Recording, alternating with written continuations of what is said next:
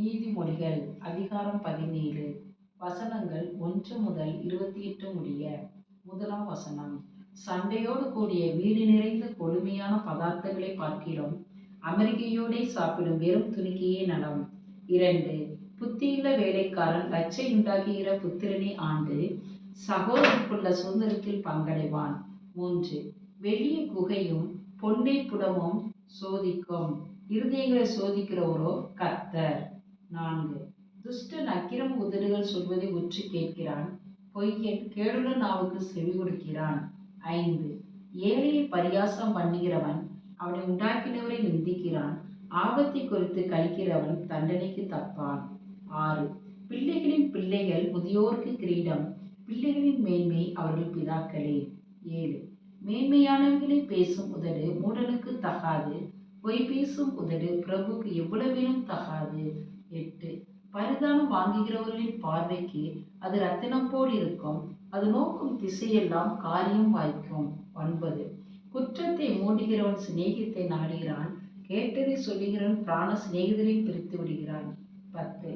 மூடனை 100 அடி அடிப்பதை பார்க்கிறோம், புத்திமானை வாயினால் கண்டிப்பதை அதிகமாய் உரைக்கும். 11. துஷ்டன் கலகத்தையே தேடுகிறான், குரூர தூதன் அவனுக்கு விரோதமாக அனுப்பப்படுவான். 12. தன் மதிகேட்டில் திரியும் மதியீனனுக்கு எதிர்ப்படுவதை பார்க்கிறோம், குட்டிகளை பறிகொடுத்த கரடிக்கு எதிர்ப்படுவது வாசி. 13. நன்மைக்கு தீமை செய்கிறவன் எவனோ அவன் வீட்டை விட்டு தீமை நீங்காது. 14.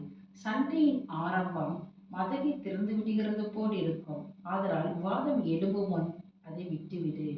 15.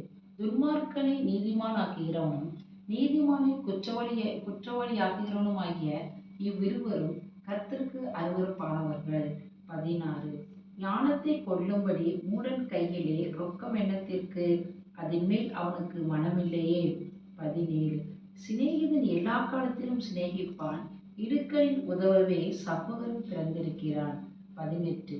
புத்தியினன் தன் சிநேகிதனுக்கு முன்பாக கையெழுத்து கொடுத்து பிணைப்படுகிறான். 19. வாதப்பிரியன் பாதக பிரியன் தன் வாசலை உயர்த்தி கட்டுகிறவன் அழிவை நாடுகிறான். 20. மாறுபாடான இருதயம் உள்ளவன் நன்மை கண்டடைவதில்லை, புரட்டு நாவுள்ளவன் தீமையில் விழுவான். 21. மூட புத்திரனை பெறுகிறவன் தனக்கு சஞ்சலம் உண்டாக அவனை பெறுகிறான், மதியீனனுடைய தகப்பனுக்கு மகிழ்ச்சி இல்லை. 22. மன மகிழ்ச்சி நல்ல ஔஷதம், முறிந்த ஆவியோ எலும்புகளை உலர பண்ணும். 23. துன்மார்க்க நீதியின் வழியை புரட்டி மடியிலுள்ள பரிதானத்தை வாங்குகிறான். 24. ஞானம் புத்திமானுக்கு முன்பாக இருக்கும், மூடனுடைய கண்களோ பூமியின் கடையாந்தரங்களில் செல்லும். 25. மூடபுத்திரன் தன் பிதாவுக்கு சலிப்பும் தன்னை பெற்றவர்களுக்கு கசப்புமானவன். 26. நீதிமானை தண்டம் பிடிக்கிறதும் நியாயம் செய்கிறவனை பிரபுக்கு நடிக்கிறதும் தகுதியல்ல. 27. அறிவாளி தன் வார்த்தைகளை அடக்குகிறான், விவேகி குளிர்ந்த மனமுள்ளவன். 28. பேசாதிருந்தால் மூடனும் ஞானவான் என்று எண்ணப்படுவான், தன் உதடுகளை மூடுகிறவன் புத்திவான் என்று எண்ணப்படுவான். ஆமென். கடைசி